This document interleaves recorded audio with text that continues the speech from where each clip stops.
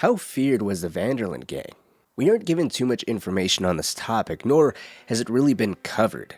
Many people have already covered the gang's origins and many of the origins of each individual member's beginning into this criminal lifestyle, but no one has addressed how feared or instantly well known the gang is, if they ever were. This isn't exactly an easy topic as there's no direct information on it. I had to look up various sources and there is a little bit of speculation at play here, but like always, if I get anything wrong or you want to add to this topic, please let me know down below. And of course, subscribe for more content similar to this.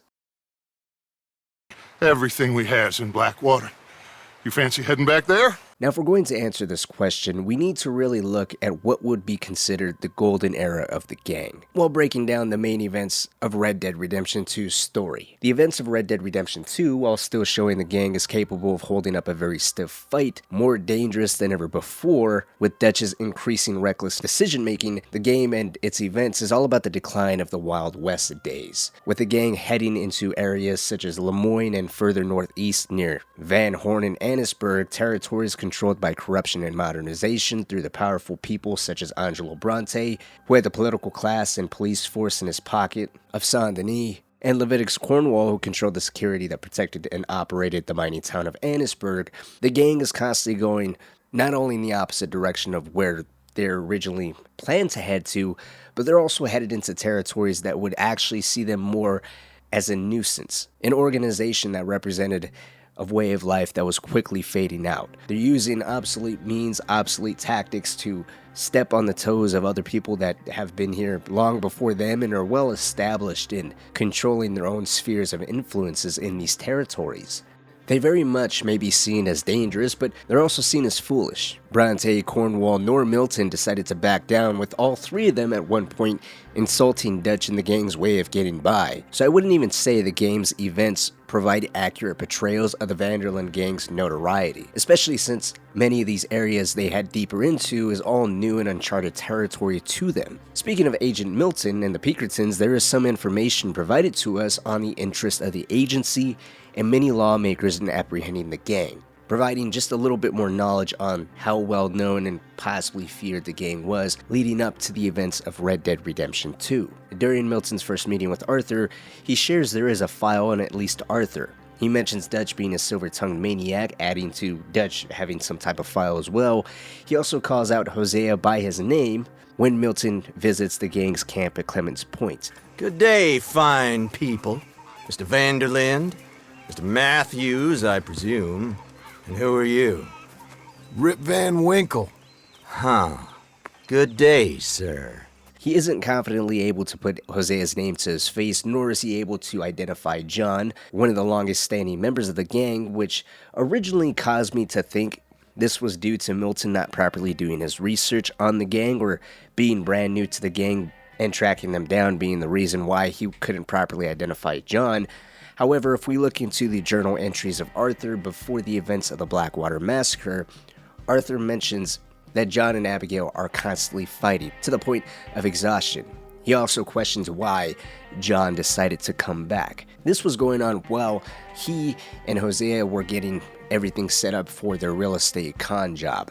During his journal, this is the first time he even addresses John, who's been gone on a year-long hiatus. If we look more into his journal entries, Arthur shares that the gang has been moving for a while before the Blackwater Massacre, moving through the northern Grizzlies, getting stuck in the western foothills, then moving quickly after Dutch's plans to buy some land fell through. As Arthur put it, either because the land didn't match up to Dutch's criteria, or he was spooked the gang was being watched by the law, or someone would recognize Dutch, which could be a betrayal of just how long the Pinkertons have been keeping an eye on the Vanderlyn Gang, gathering files if not on every single member, then at the very least the more dangerous and loyal ones, such as Arthur, Hosea, and of course Dutch. John would have slipped through the cracks due to his time leaving. If the Pinkertons did catch him with known members outside of camp, they could have possibly wrote him off as a no-name new addition, no different than Lenny, Charles, or even Kieran. They all have their own crimes that they've committed, of course, but Milton saying Dutch was silver-tongued, they may well have seen them as gullible degenerates falling for the false messiah personality Dutch is known for. Moving a bit forward into the Blackwater Massacre, otherwise known as the failed ferry robbery,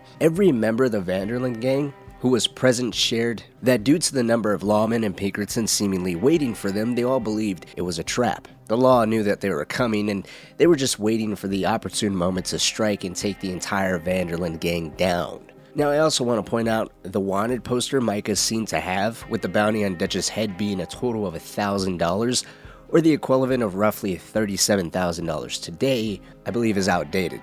Maybe it could have been used to foreshadow Micah betraying Dutch and the gang. Maybe it could have been used as just small insight to how well known or feared the Vanderlyn gang was at that point in time prior to the events of Red Dead Redemption 2, but considering Militant says there's a $5,000 bounty on Arthur's head, despite that price and supposedly Dutch's price of $1,000, Militant's willing to overlook Arthur in exchange for just Dutch is kind of questionable. And if you take into account just how strict of a lockdown Blackwater was put on, with the entire state and the small town having an extremely tight curfew, a small amount of $1,000, there's no way that that's up to date. If you tack on the robbery of Cornwall's train, then it's definitely not up to date. So with all of that kind of dissected and pushed out of the way, let's somewhat try to build a timeline in terms of the fear and success of the Vanderlyn gang. Admittedly, the timeline of the gang is a tiny bit muddled. If I had to guess, the golden era of it, the time the gang would have been the most feared and really growing financially and in terms of gang members, would have been somewhere in the realm of 1895 to 1897, 2 to 4 years before the events of Red Dead Redemption 2. I would say that would have been the golden era of the original Vanderlyn gang in terms of prosperity and fear, because growth-wise, Bill, Javier, and the Calendar Boys all seemingly joined during that period, increasing the ranks of the Vanderlyn gang's enforcers, who up to that point would have primarily just been Arthur and John, with Arthur by now already establishing a reputation for being quite brutal and Dutch's fiercest enforcer. Bill and Javier are definitely useful in their own ways, but due to their newfound love to Dutch, who would have gave them a little bit more encouragement to learn to provide for the rest of the gang, would have pushed them to be a lot more proactive during those times as well. And even if the law was watching, say, Dutch, Jose, and possibly Arthur and John at that point in time, due to their newfound affiliation to the Vanderlyn gang, they would have had the freedom to operate in complete anonymity. The Calendar Boys are often described as brutal. Uncle at one point tells a story where he witnessed Mac Calendar specifically take on 15 sailors in a brawl. Jose also comments of how at one point in time, there was some minor trouble in a town named Deer Creek where Mac went crazy and threatened to shoot up the whole town. Some beautiful saddles. I used to have a real nice one. Yeah, what happened to that? Got stolen outside that saloon in Deer Creek. Yes. Remember? Mac went crazy, threatened to kill the whole town. The pair are often described as violent and aggressive. I think they would have added some increased notoriety to the gang, especially after Mac was able to take on that many people in a hand-to-hand fistfight. Mary Beth and Karen don't have an exact year when they joined, but if they had during this time period, the gang would have earned newer avenues of acquiring money. They both were skilled thieves. Abigail Roberts was also a very talented thief who joined during 1894, but due to Jack's birth the following year, she may have been used more as one of the original camp upkeepers, advising the other two on how to properly hone their skills.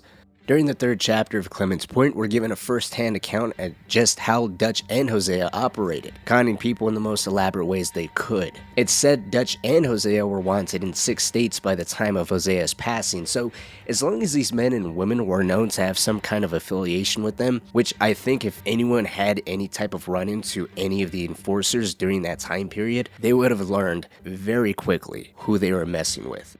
Especially in contrast to Colm O'Driscoll, who would have also established himself as a ruthless gang leader, albeit one who preferred numbers to Dutch's more efficient and skilled gunmen. I think many notorious gangs during this time would have slowly acquired more and more unwanted attention from the stricter and stricter lawmen, with the Blackwater robbery being the event that catapulted the Vanderlyn gang into becoming enemy number 1, or at the least wanted to the point of having to constantly move from place to place instead of just robbing and maybe being more aggressive than they are during the time they're stuck in Valentine. Because some people may call it out, I may as well bring up Micah, as his temperament and affinity for shooting first, asking no questions later would be seen as a member that would definitely add to the gang's notoriety. But with Micah being added into the equation just a few months before Red Dead Redemption 2, I mean, it's said he's only been a part of the Van der Linde Gang for 6 months at this point. I would argue the Calendar Boys, based off of how the other members describe them, would be contributing more to the gang's reputation than Micah. Micah, always seen as pretty much working for himself, only bringing up the fact he's with the gang when it best suits him,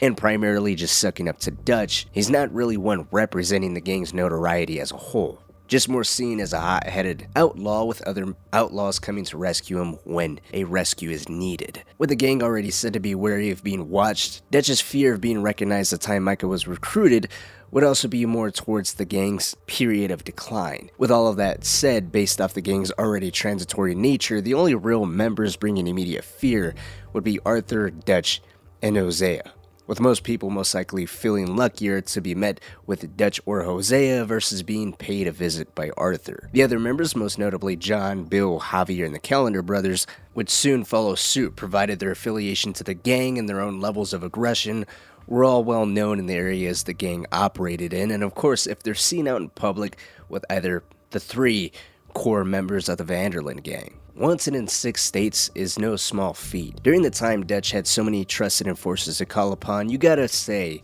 they must have been at the top of the most dreaded gangs to run into.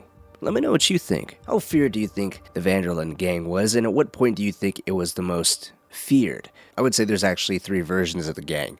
There's the one predating Red Dead Redemption 2, the version we get during Red Dead Redemption 2, and then the unofficial version that we get during Red Dead Redemption. The latest version might still be considered the Van der Linde Gang, as it's still named after Dutch, but there is no official well-known outlaws running with Dutch at that point in time. Let me know what you think. I would love to hear your thoughts and opinions on this. If there's anything you feel like I missed or some key points that you felt were crucial to this story, then by all means, please let me know down below.